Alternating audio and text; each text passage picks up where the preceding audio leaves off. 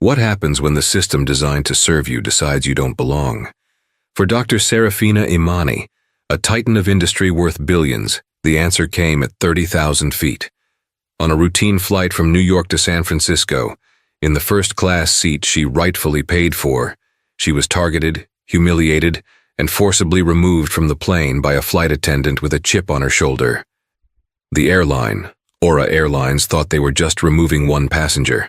They had no idea they had just declared war on the woman who would soon own them. This isn't just a story about revenge. It's a story about justice. It's about how one woman, pushed to the edge, didn't just get mad. She got even, by quietly and methodically buying the entire airline's parent company, just to prove a point. Before we begin, comment where you are watching from today, and make sure to subscribe because tomorrow's story is one you don't want to miss. Now, let's get into it. The scent of recycled air, expensive leather, and a hint of sandalwood filled the first-class cabin of Aura Airlines Flight 815, a non-stop service from JFK to SFO. Dr. Serafina Imani, founder and CEO of the quantum computing behemoth Ethelred AI, settled into seat 1A. It was her preferred seat, a private cocoon where she could decompress from a week of brutal negotiations in New York before returning to her Bay Area headquarters. Dressed in a simple but elegant graphite-colored cashmere travel suit, her hair styled in intricate locks adorned with subtle gold cuffs, she was the epitome of understated power. To anyone paying attention, she exuded an aura of quiet authority. The problem was, not everyone was paying attention to the right things. The lead flight attendant, a woman named Karen Miller with a severe blonde bob and a smile that never quite reached her eyes, was making her way through the cabin. Her movements were sharp, efficient, and tinged with an air of proprietary control. She saw the cabin not as a space for hospitality, but as her domain. When her eyes fell on Serafina, they lingered for a fraction of a second too long, a subtle flicker of appraisal that Serafina had encountered her entire life. It was the look that questioned her presence in spaces of privilege. Serafina ignored it, focusing on the encrypted files on her tablet. She was finalizing the last details of a multi-billion-dollar infrastructure deal with a European tech conglomerate. The flight was simply a 7-hour inconvenience she had to endure. The pre-flight service began. Passengers were offered champagne, orange juice, or water. Serafina requested still water with a slice of lime. As Karen placed it on the small table beside her, a sudden jolt from a clumsy passenger in the aisle, a man in a rumpled suit fumbling with his overhead bag, caused his elbow to knock the glass. Water, ice, and lime cascaded onto the pristine white of Serafina's sleeve and the plush carpeting below. "Oh my goodness, I am so sorry," the man stammered, his face flushing with embarrassment. "It's quite all right," Serafina replied calmly, already dabbing at her sleeve with a napkin. "It's just water, no harm done." But Karen Miller saw an opportunity. Her saccharine smile tightened. "Ma'am, we need to be more careful with our beverages." The accusation in her tone was unmistakable, completely ignoring the man who had caused the spill. Serafina looked up from her sleeve, her gaze steady. "As you saw, the gentleman behind me knocked it over by accident. It's fine." Karen's eyes narrowed.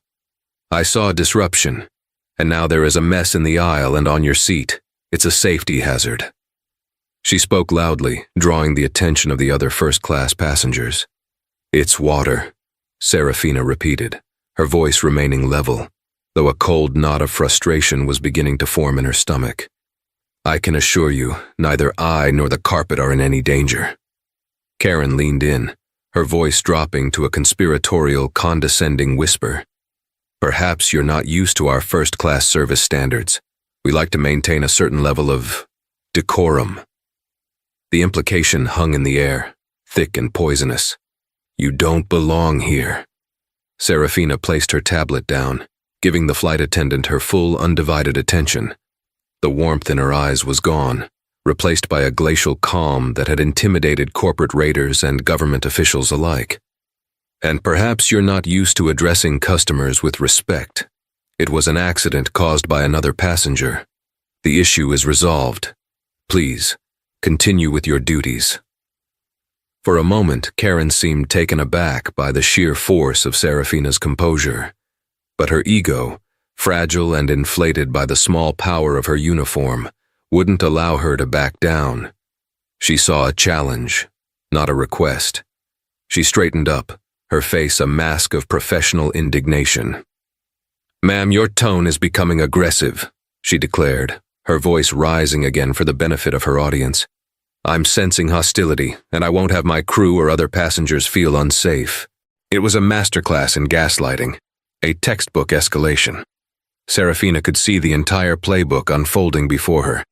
She had been profiled, accused, and was now being painted as the aggressor. "This is absurd," Serafina said, her voice dangerously low. "Get your purser, or the captain.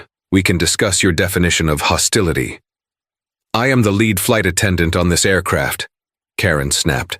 "I make the decisions here, and I've decided that you are a disruptive passenger." She turned and marched toward the cockpit door, her heels clicking with righteous fury. A few minutes later, she returned, flanked by the gate agent, a harried-looking man named Mark Jennings, and 2 stoic airport security officers. The other passengers were now openly staring, some with sympathy, others with a smug sense of drama. The man who'd spilled the water looked horrified but remained silent, clearly intimidated. "Dr. Imani?" Mark, the gate agent, asked, avoiding her eyes as he clutched a tablet. "I'm afraid we're going to have to ask you to deplane." Serafina stared at him incredulous. "On what grounds?" "The lead flight attendant has deemed you a security risk. She says you were aggressive and caused a disturbance." "She is lying," Serafina stated, the words cold and precise. "She fabricated this entire incident after another passenger accidentally spilled a glass of water. I have my boarding pass. My seat is 1A. I am a Global Diamond Medallion member with your airline. I have flown over 2 million miles with you. I suggest you review the situation with a clear head." Karen stepped forward. She was shouting. She threatened me. I felt endangered. The lies were coming easily now, each one building on the last. Mark Jennings just wanted the problem to go away. The flight was already delayed, and he had a board full of other departures to manage. The path of least resistance was to believe the uniformed employee. "Ma'am, we can book you on the next flight, but you need to leave this aircraft. Now." The 2 security officers stepped closer, their presence a silent, looming threat. Serafina looked at their faces, at Mark's cowardly refusal to meet her gaze, and at Karen's triumphant smirk. She could fight. She could scream and protest, and it would become a viral video of a hysterical black woman on a plane. They would edit it to make her look like the villain. They would win. She made a decision. There were different kinds of battlefields. This one, a narrow metal tube filled with ignorant people, was not the one she would choose. But a war was just declared.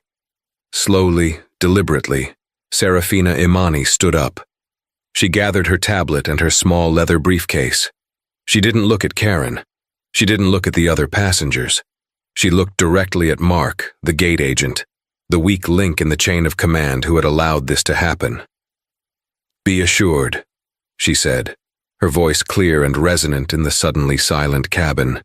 "This action will have consequences.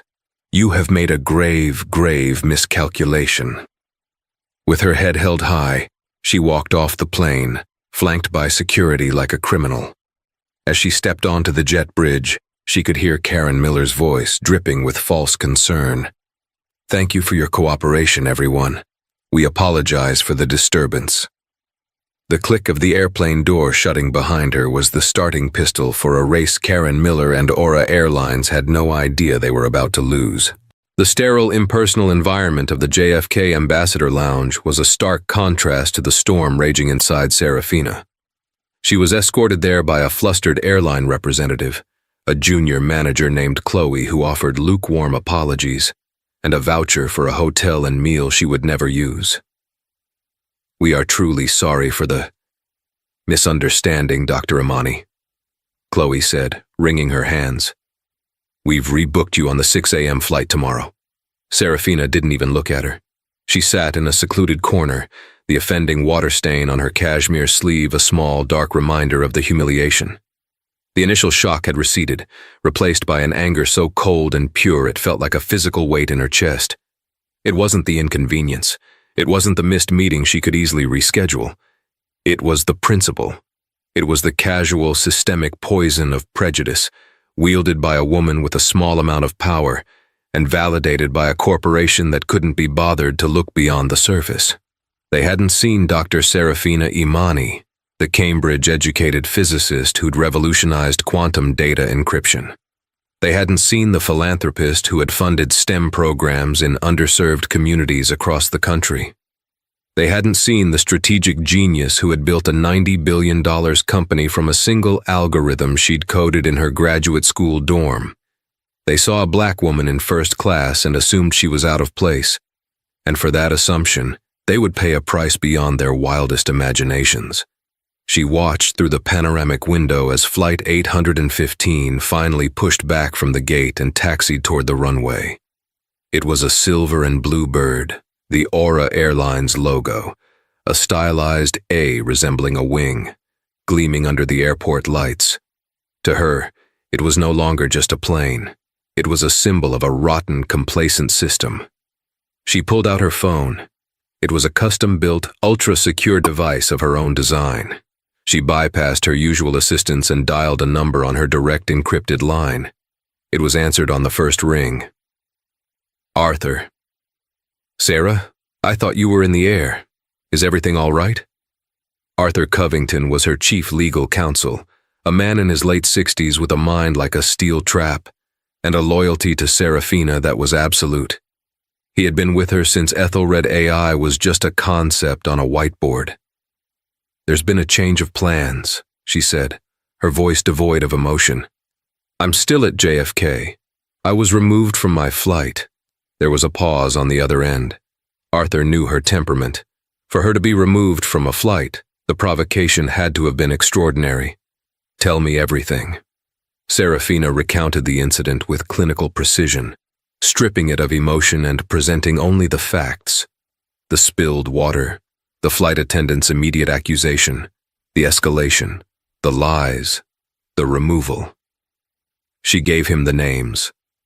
Aura Airlines Flight 815, lead flight attendant Karen Miller, gate agent Mark Jennings. When she finished, Arthur was silent for a long moment.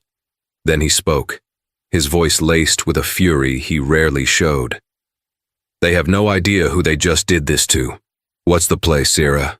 A lawsuit? We can bury them in litigation. We can own that airline by the time the courts are done. Serafina stared out at the sprawling airfield, a complex web of concrete and lights. A lawsuit is noisy, Arthur. It's public, it makes me the victim. I am not the victim here. She paused, a new terrifyingly calm resolve settling over her. They made this a corporate matter, so we will provide a corporate solution. What do you have in mind? He asked, already sensing the shift in her thinking. I want to know who owns Aura Airlines, she said. Aura is a publicly traded company, listed on the NYSE, ticker AAL, market cap around 11 billion. Arthur replied instantly, his mind already accessing the data. Decent fundamentals but high debt load like most major carriers. No, Serafina said. Not just the airline. I want to know who really owns them. Who is their parent company? Who sits on that board? What is their debt structure? Who are their primary lenders, their largest institutional investors? I want to know their weaknesses. I want a complete structural analysis of their entire corporate ecosystem. Arthur was beginning to understand. This wasn't about compensation. This was about annihilation. You're talking about their holding company, Global Ascendancy Holdings. Global Ascendancy Holdings. Serafina repeated the name, tasting it. It sounded powerful, untouchable, perfect. Gah, tell me about them. Diversified multinational conglomerate, Arthur said, the sound of keyboard clicks audible in the background. Based in Chicago, they own Aura, a major international shipping line, a luxury hotel chain, and a significant stake in aerospace manufacturing. Their CEO is a man named Preston Sterling. Old money, aggressive reputation. He's known for hostile takeovers, not for being the target of them. Everyone has a weakness, Arthur. A pressure point. Something they need, something they fear. Serafina's eyes narrowed. I want my M&A team spun up. I want the forensic accounting division to start digging into GAH's financials. I want our entire opposition research unit focused on Preston Sterling and his board of directors. I want to know everything. Their business deals, their personal debts, their political affiliations, everything. Sarah, this is a massive undertaking, Arthur said, not with doubt, but with the need to confirm the scale of her intent. To make a play for a company the size of Global Ascendancy Holdings, we're talking about a capital outlay in the tens of billions. It would be one of the largest hostile takeovers in the last decade. My personal liquidity is more than sufficient, you know that, she replied coolly. Ethelred AI had recently paid out a special dividend that had personally netted her over $20 billion. That money was sitting, waiting for a purpose. She had just found one. And we won't buy it at market price. We'll wait for it to be on sale. How do you propose we do that? A faint, mirthless smile touched Serafina's lips for the first time that evening. Preston Sterling is an aggressive CEO, you said. Aggressive men have appetites. I'm sure GAH is in the middle of some major acquisition or expansion that has them over-leveraged, something that makes their stock vulnerable to a shock. Find that vulnerability. She stood up, her posture radiating a renewed sense of purpose. The humiliation was now fuel. The anger was now a finely honed instrument. Clear my schedule for the next quarter, Arthur, she commanded. Divert all operational oversight to my COO. I'm going to be busy. Consider it done, he said. Sarah, be careful. Oh, I will be, she said, ending the call. They, on the other hand, should have been. She walked out of the lounge, ignoring the rebooked ticket confirmation that had been slipped under her briefcase. She wouldn't be flying Aura Airlines tomorrow. She wouldn't be flying with them ever again. Unless, of course, she was flying her own airline. The war room at Ethelred AI's headquarters was a space few people ever saw. It had no windows. The walls were floor-to-ceiling smart screens, currently glowing with the intricate corporate structure of Global Ascendancy Holdings. At the center of the room, a holographic model of GAH's assets shimmered. An airline, a shipping fleet, a chain of hotels. It was a digital empire, and Serafina Imani was about to lay siege to it. For 3 weeks, she had barely left this room. She worked with a skeleton crew of her most trusted analysts and her chief counsel, Arthur Covington. They operated under a cloak of absolute secrecy, codenamed Project Nightingale, a reference to the bird that sings sweetest before a storm. They're stretched thin just as you predicted, said a young, prodigiously talented analyst named Ben Carter, pointing to a cascade of data on one of the screens. GAH is in the final stages of a massive, highly leveraged deal to acquire a rival hotel chain, the Elysian Group. They're paying a premium, and nearly 70% of the deal is financed through debt, secured against their existing assets, including Aura Airlines. Serafina absorbed the information, her mind processing the variables like one of her quantum computers. So if their revenue forecast dips, even slightly, they could violate their debt covenants. The banks could call in their loans. It's worse than that for them, Arthur chimed in, circling a block of text in a thick prospectus. To secure the final tranche of financing, GAH has guaranteed its lenders a 15% growth in their tech and logistics sector within the next 2 quarters. They've essentially bet the farm on a massive technology upgrade across their entire portfolio. Serafina felt a jolt of electricity, the thrill of a predator catching the scent of its prey. What kind of technology upgrade? Ben Carter brought up a new set of files. They were heavily encrypted, but Ethelred's proprietary decryption algorithms sliced through them in seconds. The screen filled with technical specifications, project timelines, and vendor contracts. They're rolling out a new unified logistics and customer management platform, Ben explained.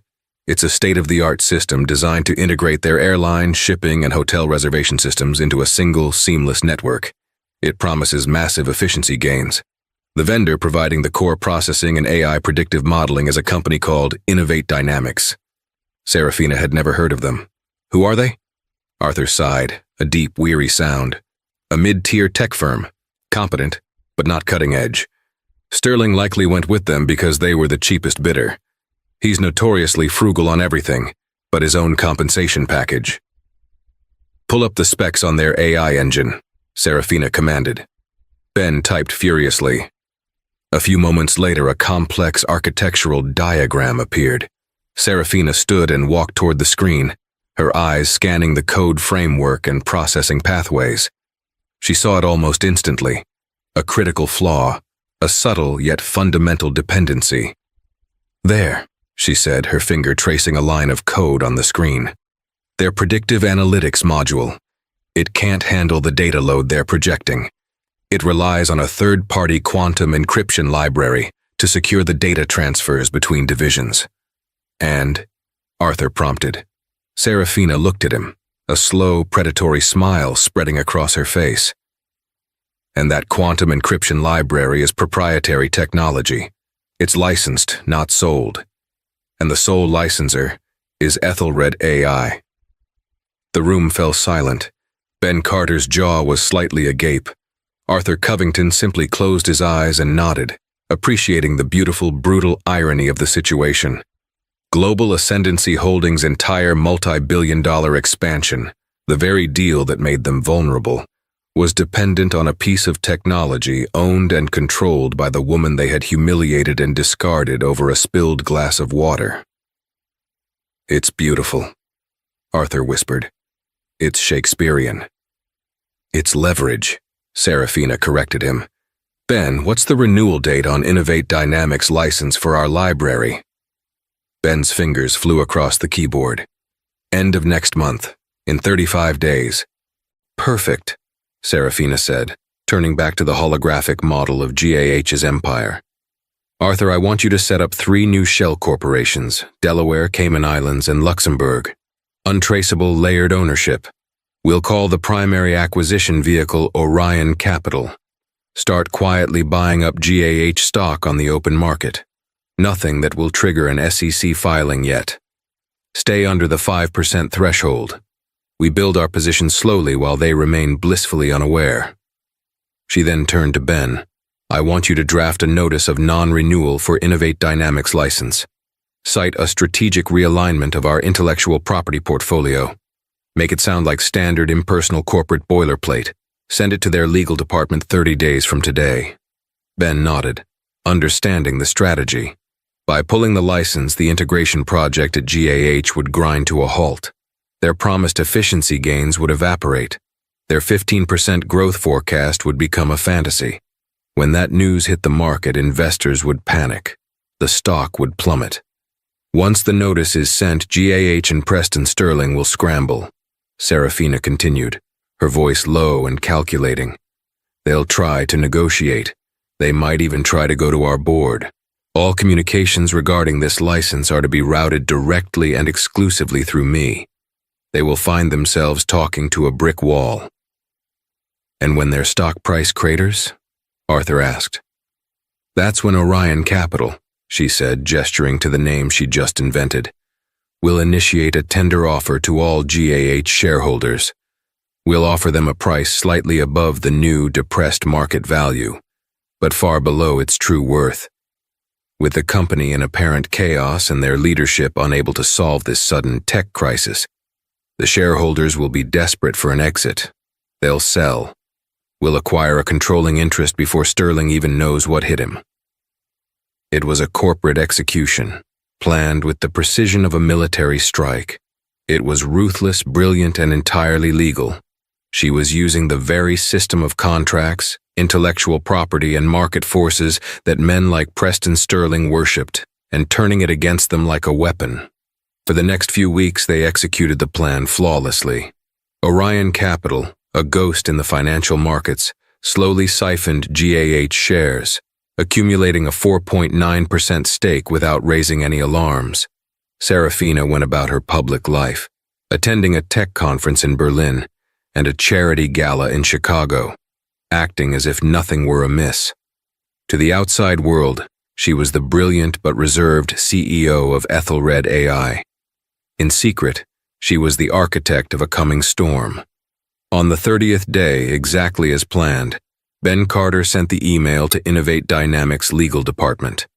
It was a simple 2-paragraph message that was about to detonate a bomb in the heart of Global Ascendancy Holdings. The trap had been set. Now all Serafina had to do was wait for the screams. Preston Sterling, CEO of Global Ascendancy Holdings, was a man who believed he existed at the center of the universe. His corner office on the 85th floor of a Chicago skyscraper was a monument to his ego, all polished mahogany, chrome, and glass, offering a god's-eye view of the city below. He was sipping a 30-year-old Macallan when his head of technology, a perpetually nervous man named George, burst into his office without knocking, his face the color of ash. "Preston, we have a catastrophic problem," George stammered, holding a tablet that trembled in his hands. Sterling swirled his scotch, annoyed at the interruption. "There are no catastrophic problems, George. Only undercapitalized solutions. What is it?" "Innovate Dynamics, their core AI platform for the integration project. It's built on a third-party encryption library. The owner of that library just pulled their license, effective in 4 days. Without it, the entire system is dead. The entire integration fails." Sterling's initial annoyance curdled into disbelief, then rage. "What? Who owns it? Tell me we can just buy it from them. Throw money at it until it goes away." "That's the problem," George said, his voice barely a whisper. "The owner is Ethelred AI." The name landed in the silent office like a stone. Sterling knew the company, of course. They were a titan, a leader in a field he barely understood, but respected for its profitability.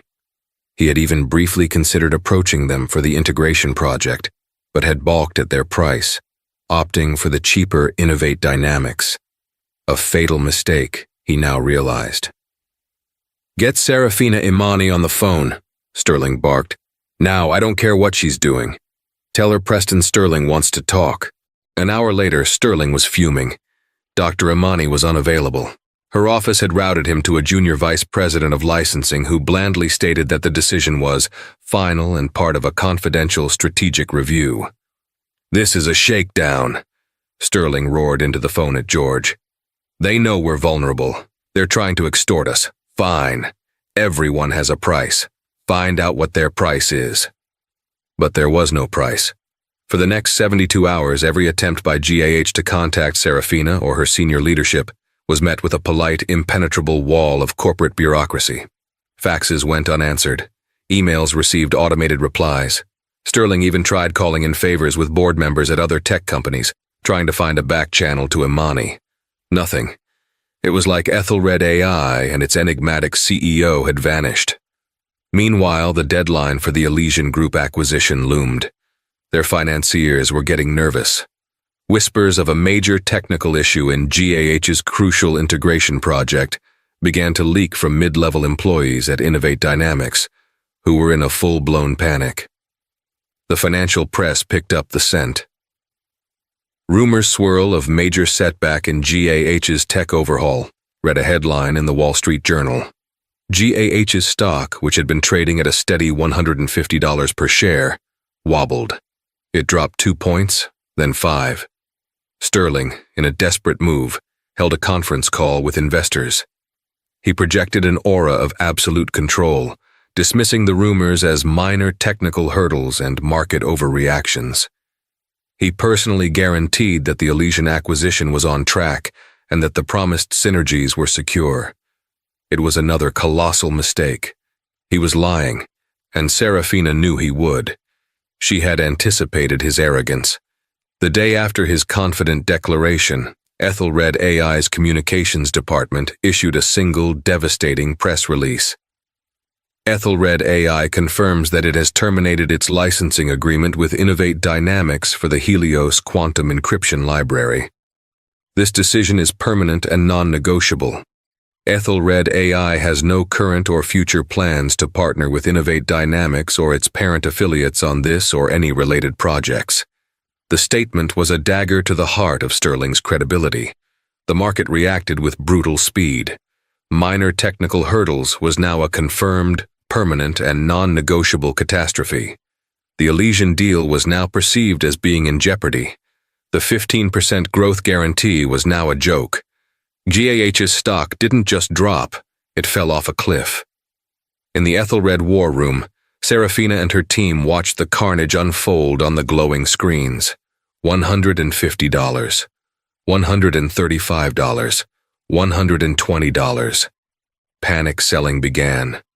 $110, $98, $85. The debt covenants are triggered at $90 a share, Ben Carter noted, his voice a mixture of awe and terror. Their lenders can now call their loans or demand more collateral, which they don't have. Sterling's personal holdings are getting hammered, Arthur added, pointing to another screen.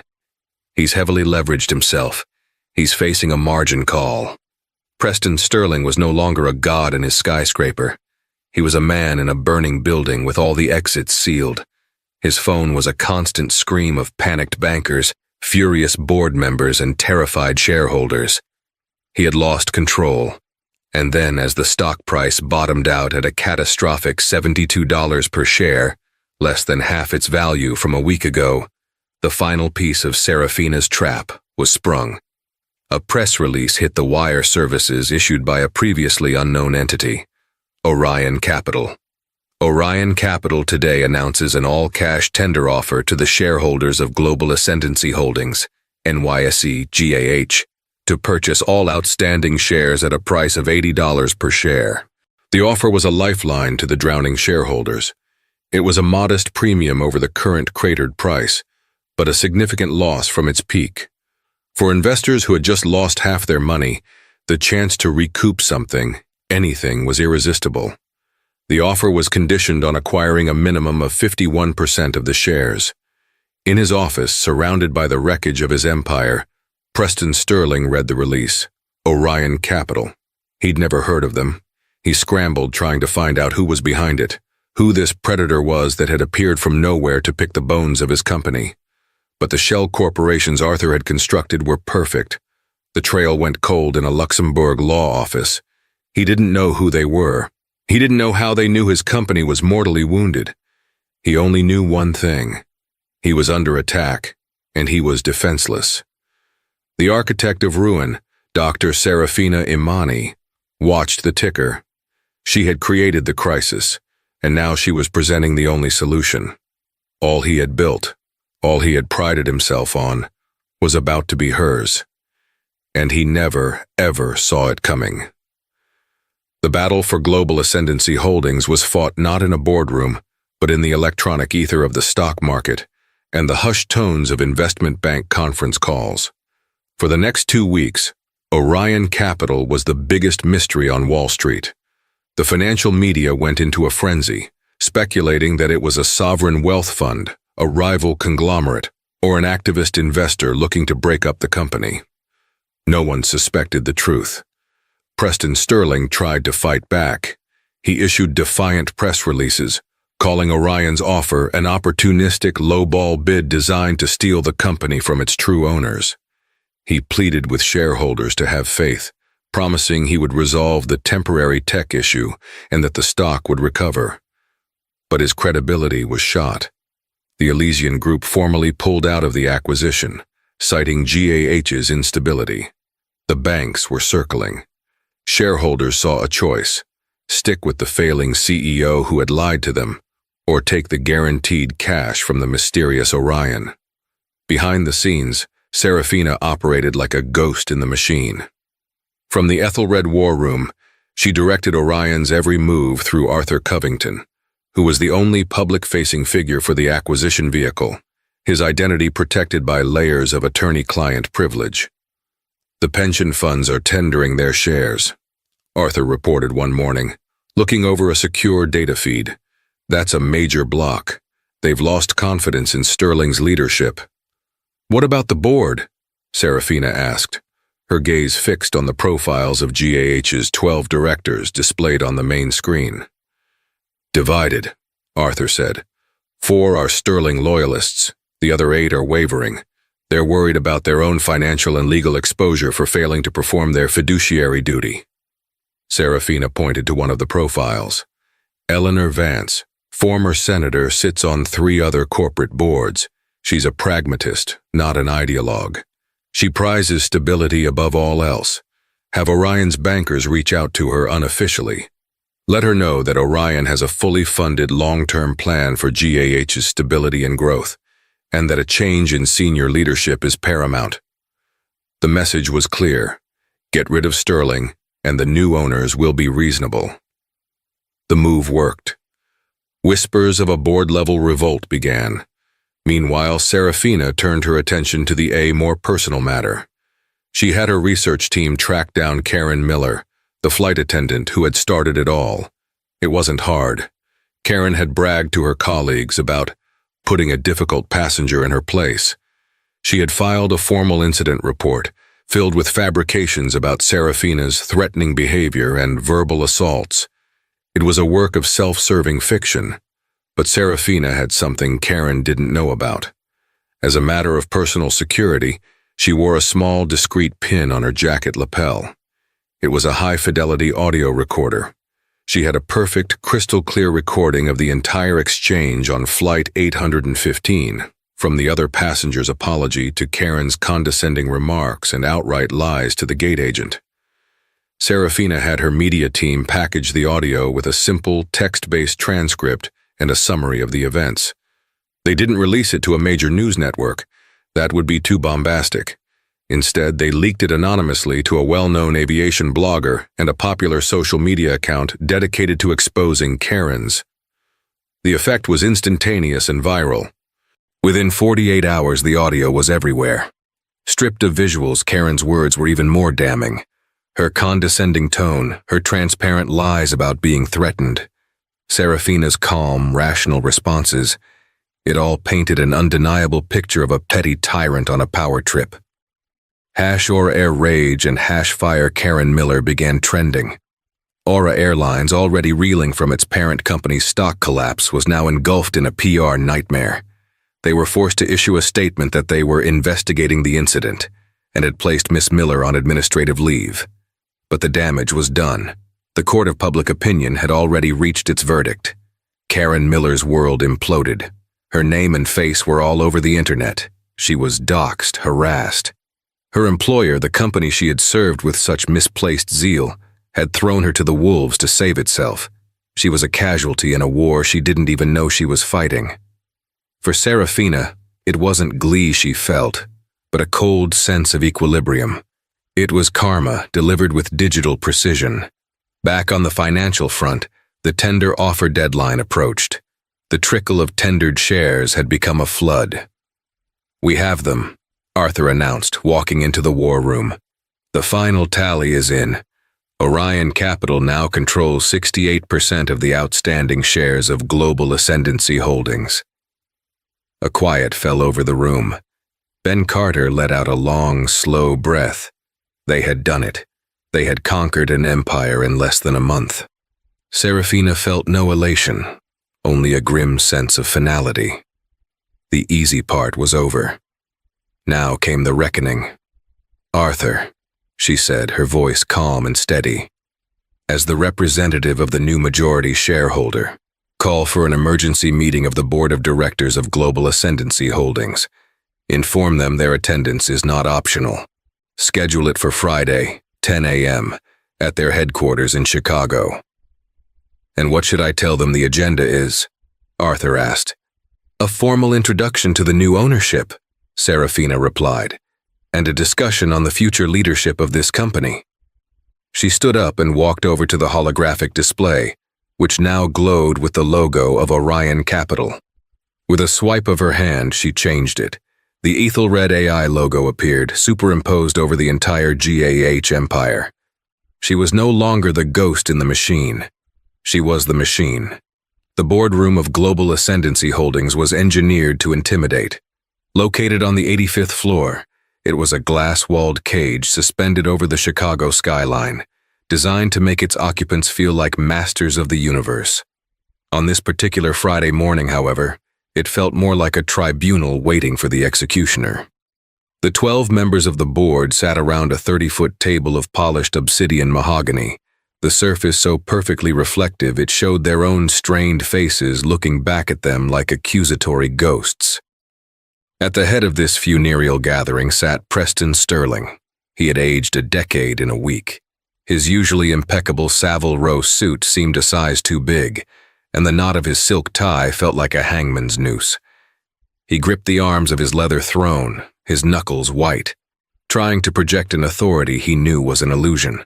The company, his life's work, his monument to himself, had been ripped from his grasp by a phantom, an unknown entity called Orion Capital, a name that now haunted his every waking thought. He scanned the faces around him. 4 were his men, loyalists who owed their careers to him. They looked ashen, defeated. The other 8, led by the shrewd and pragmatic Eleanor Vance, were a different story. Their expressions ranged from nervous to coldly calculating. They were survivors, and Sterling knew they were already weighing their options, their loyalty to him evaporating with every point the stock had lost. "Let's be clear," Sterling began, his voice a strained imitation of his usual booming confidence. "While there has been a hostile change in our shareholder structure, my position is unchanged. I am still the CEO and chairman of this board. Any proposal for a change in leadership is just that, a proposal. It will be subject to a board vote and a thorough review of what is in the best interest of this company." He was trying to remind them of the rules, of procedure, of a world that still made sense, but the words sounded hollow even to his own ears. Right on cue, the heavy oak doors at the far end of the boardroom swung silently open. 2 figures stood silhouetted against the light of the hallway. The first was a man the board recognized from grainy financial news photos, Arthur Covington, the famously discreet and lethally effective chief counsel for Ethelred AI. But it was the woman beside him who commanded the room's absolute, undivided attention. Dr. Serafina Imani entered not with a show of force, but with a preternatural calm that was far more unnerving. She was dressed in a simple, dark teal sheath dress, her locks adorned with minimalist gold. She moved with an unhurried grace, her eyes taking in the room, the view, and every single person at the table with a glance that felt less like an observation, and more like a quantum-level scan. The assembled titans of industry, men and women used to dominating every room they entered, suddenly felt like specimens under a microscope. Sterling's confusion was palpable. He squinted, his mind racing. Ethelred AI's lawyer, and Imani herself. Is Orion trying to sell us their tech now? Are they bringing her in as a peace offering? The idea that she could be the enemy was so far outside his realm of possibility that his brain refused to even formulate the thought. "Arthur, what is the meaning of this?" Sterling demanded, gesturing impatiently at Serafina. "This is a closed meeting of the GAH Board of Directors. We have no business with Ethelred AI today." Arthur Covington stepped forward, his face a perfect, unreadable mask. He placed a slim leather portfolio on the table. "On the contrary, Mr. Sterling, my client has the most pressing business with this board imaginable." He paused, letting the statement hang in the air before turning slightly. "Ladies and gentlemen of the board, I have been asked to make the formal introduction you've all been waiting for." He gestured to Serafina. "Allow me to present Dr. Serafina Imani, the founder, sole managing partner, and ultimate beneficial owner of the entity you know as Orion Capital." The silence that crashed down upon the room was a physical force. It was heavier than the thick glass walls, deeper than the miles of air between them and the ground. Preston Sterling's face went through a rapid, sickening transformation. First blank incomprehension, then a flicker of disbelief, followed by the dawning, catastrophic horror of a man realizing the meteor he'd been watching is about to land directly on his own house. His mind, in a flash of adrenaline and terror, finally made the connection. It dredged up the memory of a trivial, mundane incident report from weeks ago, an operational memo from Airline's JFK station, a disruptive passenger, a first-class disturbance, a black woman, name unknown to him at the time, removed from a flight to San Francisco. An insignificant piece of corporate chaff he had likely deleted without a second thought. You, he breathed, the word a ragged exhalation of pure shock. His eyes locked on hers. The airline, Flight 815. A small, cold, utterly mirthless smile touched Serafina's lips. She had been waiting for this moment of recognition. Yes, Mr. Sterling, the airline, she confirmed, her voice perfectly modulated, carrying to every corner of the room without being raised. Flight 815, Seat 1A, a spilled glass of water. A flight attendant named Karen Miller who decided I didn't belong. A gate agent named Mark Jennings, who lacked the courage to question her. A system that validated their prejudice. Your system. She began to walk slowly along the side of the table, her gaze pinning each board member in turn before returning to Sterling. Her heels made no sound on the thick, custom-woven carpet. She was a panther stalking in a cage full of old lions. For a month you have been at war, and you never even knew your enemy. You assumed it was a corporate raider, a hedge fund, a geopolitical rival. You looked for a monster in your own image. It never occurred to you to look for a passenger in Seat 1A. It never occurred to you that the greatest threat to your empire wasn't in another boardroom, but in the casual, systemic rot you allowed to fester within your own company. She stopped directly across from him, the vast expanse of polished wood separating them like a chasm. Your company is broken, Mr. Sterling. Not on its P&L statement, but in its soul. You've cultivated a culture of arrogance, a place where employees on the front line are so disconnected from humanity that they see customers not as people, but as problems to be managed or removed.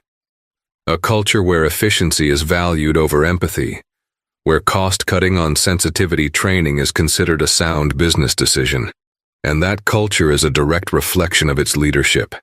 It starts at the top. It starts with you. She rested her hands lightly on the back of an empty chair. I want to be very clear. This isn't a simple act of revenge. This is a hostile audit of your legacy. I didn't buy your company to fire one flight attendant. I bought it to dismantle the entire toxic ecosystem that produced her, empowered her, and would have protected her if I had been anyone else. I bought it to hold you and this entire board accountable for your negligence. Sterling, finally jolted from his stupor by a surge of impotent rage, slammed his hand on the table. This is a travesty, a personal vendetta. You deliberately sabotaged this company. You engineered a crisis to crater the stock. This is illegal. The SEC will have a field day with you. It was Arthur Covington who answered, his voice as dry as old paper. The SEC will find that Ethelred AI, as is its contractual right, terminated a licensing agreement with an underperforming vendor. They will find that Orion Capital, a duly registered investment vehicle, made a shrewd and perfectly legal tender offer for an undervalued asset in a volatile market. We used the very rules of aggressive capitalism that you, Mr. Sterling, have championed your entire career. The only difference is, we did it better. Everything was done by the book. Your book. Serafina's eyes, cold and brilliant, never left Sterling's. You built a house of cards on a foundation of arrogance, Preston. I just introduced a light breeze. She straightened up and addressed the entire table. Which brings us to the first order of business under new ownership. I am calling for a vote on the immediate termination, for cause, of Preston Sterling as Chief Executive Officer and Chairman of the Board of Global Ascendancy Holdings, for gross mismanagement and fostering a corporate culture detrimental to shareholder value. The moment hung, suspended in time. Eleanor Vance, the pragmatist, was the first to break the spell. She looked at Sterling, her expression not of malice but of clinical finality. Preston, she said, her voice clear and steady. You let your hubris put this company on life support. You failed to identify a catastrophic risk, and when it manifested, you lied to the market and to us. My fiduciary duty is to the company, not to you. She turned her gaze to Serafina. Dr. Imani has presented a devastating, if unconventional, analysis of our corporate failings. She also now holds the controlling interest. The choice is clear. She raised her hand. I vote in favor of the motion. Another hand went up. Then two more. The Sterling loyalists sat like statues, their faces masks of disbelief as their power evaporated before their eyes. One by one, the pragmatists followed Eleanor's lead, the silent raising of hands serving as a final damning verdict. 8 hands were in the air. "The motion carries," Serafina announced, the words cutting through the tension. She nodded toward the boardroom doors. "Preston, you are terminated effective immediately. Your access to all company property and systems has been revoked. Security will escort you from the building. Please collect your personal effects from your office. We will have them shipped to whatever address you provide." As if summoned, the 2 large security guards who had been waiting outside entered the room. Their movements were quiet and professional.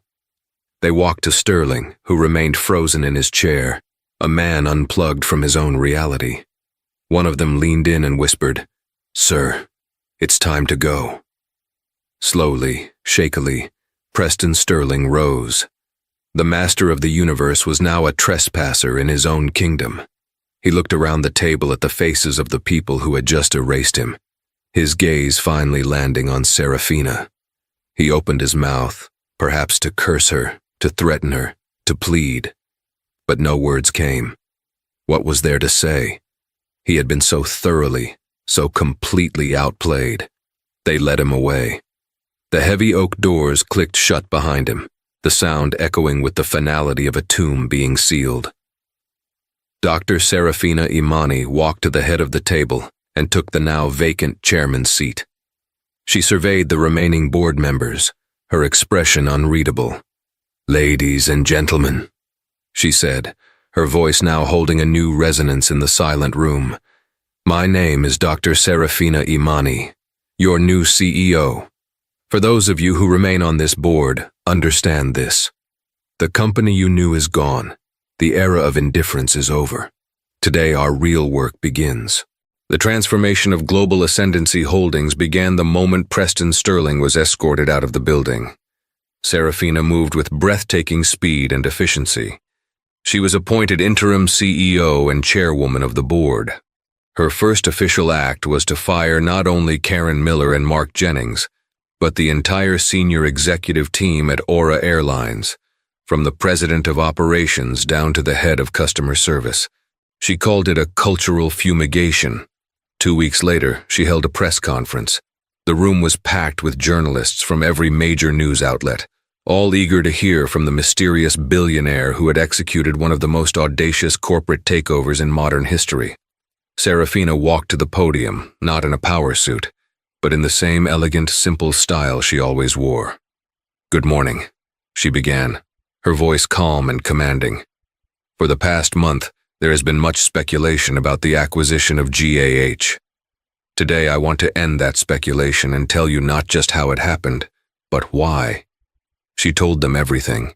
She didn't shout or posture. She simply laid out the facts of her experience on Flight 815, her voice never wavering.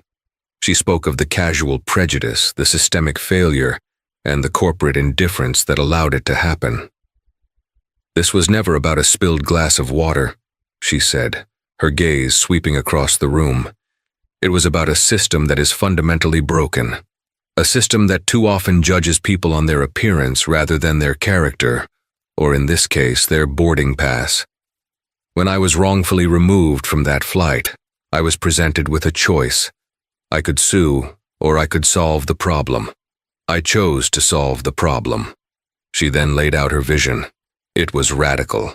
She announced the Serafina Imani Initiative, a $500 million investment from her personal fortune into the newly restructured company. The funds would be used to create the most rigorous and comprehensive diversity, equity, and inclusion training program in the corporate world. It would be mandatory for every single employee of GAH and its subsidiaries, from the boardroom to the baggage handlers. She announced a new zero-tolerance policy for discrimination of any kind, with clear, swift consequences. Customer complaints would be handled by a new independent oversight committee. She announced a complete overhaul of Aura Airline's hiring and promotion practices, with new partnerships with historically black colleges and universities, HBCUs, and other minority-serving institutions to create a pipeline of diverse talent for careers as pilots, mechanics, and executives. Finally, she announced that Aura Airlines was being rebranded. "The name Aura will be retired," she declared, "because the old aura of this company is one of exclusion and indifference. Our airline will now be called Ascend, for we will ascend to a higher standard of service, a higher standard of respect, and a higher standard of corporate responsibility. We will be an airline that doesn't just connect cities, but connects people." The news sent shockwaves through the business world. Some cynical pundits on financial news networks called it a vanity project predicting failure, but many others saw it for what it was: a revolutionary act, a billionaire using their immense power not just for personal gain, but to force tangible, systemic change. The story of what happened to Dr. Imani became a legend, a cautionary tale whispered in boardrooms and break rooms across the country. Every flight attendant, every gate agent, every middle manager now had a nagging thought in the back of their mind when dealing with a customer: is this the next Serafina Imani? Several months later, Serafina boarded the inaugural flight of Ascend Airlines from JFK to SFO.